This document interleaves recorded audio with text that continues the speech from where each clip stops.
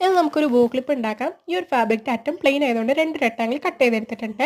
ഞാൻ എൻ്റെ അടുത്ത് മിനി ക്ലിപ്സ് ആയിട്ടോ 2 ഉള്ളായിരുന്നു. ഒന്നുണ്ട് വലുത്, പക്ഷേ ഒരെണ്ണേ ഉള്ളൂ, അതുകൊണ്ട് ഞാൻ ഇത് യൂസ് ചെയ്യുന്നില്ല. അപ്പോൾ ഇത് റെക്ടാങ്കിൾ കട്ട് ചെയ്തെടുത്തുന്നത് ഒന്ന് എടുത്തിട്ടുണ്ട്. ഇതേപോലെ ബോ പോലെ ഒന്ന് മടക്കി കൊടുക്കാം. മടക്കി കൊടുത്തിട്ട് ഡാർക്ക് ബ്ലൂ കളർ തന്നെ വെച്ചിട്ട് ത്രെഡ് വെച്ചിട്ട് ഞാൻ അതുകൊണ്ട് നല്ല ബോ ടൈറ്റായിട്ട് സെക്യൂർ ചെയ്ത് കൊടുക്കുന്നുണ്ട്. ഞാൻ സ്റ്റിച്ച് ചെയ്യുന്നില്ല, ഇത് നല്ല ടൈറ്റായിട്ട് ചെയ്ത് കൊടുക്കാം. അതുകൊണ്ട് ഇത് ഊരിപ്പോകത്തില്ല. എന്നിട്ട് ഇതുപോലെ ഒന്ന് ടൈറ്റായിട്ട് ഒന്നും കൂടി കെട്ടിക്കൊടുക്കാം.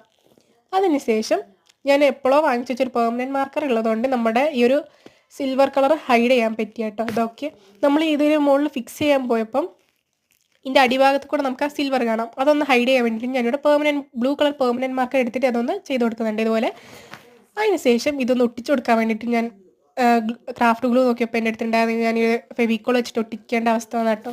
എന്നിട്ട് ഇത് പാളിപ്പോയി. അപ്പം ഞാൻ വിചാരിച്ചു നമുക്ക് നൂല് വെച്ചിട്ട് സെറ്റ് ചെയ്ത് കൊടുക്കാം. ഇതേപോലെ നൂല് വെച്ചിട്ട് ഒന്ന് ടൈറ്റായിട്ട് കെട്ടിക്കൊടുക്കാം. അപ്പം അത്രയേ ഉള്ളൂ. ഇഷ്ടപ്പെട്ട് ലൈക്ക് ചെയ്യുക, സബ്സ്ക്രൈബ് ചെയ്യുക. അപ്പം ഇത് ടൈറ്റായിട്ട് കെട്ടിക്കൊടുക്കാം. അതിൻ്റെ മുകളിൽ നമ്മൾ അറ്റ്ലീസ്റ്റ് ഒരു ബീറ്റെങ്കിലും വെച്ച് കൊടുക്കണം. അതിനകത്ത് ബീറ്റ്സ് ഉണ്ടായിരുന്നു, പക്ഷേ വലുതാട്ടോ. അപ്പം ഞാൻ ഈ ഒരു ഫാബ്രിക്കിൽ ഉണ്ടായിരുന്ന ഒരു ബ്ലൂ കളർ സ്റ്റോൺ തന്നെ എടുക്കുന്നുണ്ട്.